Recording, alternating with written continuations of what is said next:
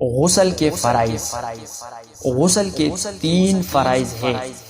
Number 1، منہ میں پانی ڈالنا، یعنی خوب حلق تک پانی سے منہ بھر کر کلی کرنا۔ نمبر 2، ناک میں پانی ڈالنا، یعنی ناک میں سانس کے ساتھ پانی چڑھانا جہاں تک نرم جگہ ہے۔ نمبر 3، تمام بدن پر ایک بار پانی بہانا۔ غسل کی سنتیں۔ غسل کی 5 سنتیں ہیں۔ نمبر 1، غسل کی نیت کرنا۔ نمبر 2، اولا ظاہری ناپاکی دور کرنا اور استنجا کرنا۔ نمبر 3، وضو کرنا۔ نمبر 4، بدن کو ملنا۔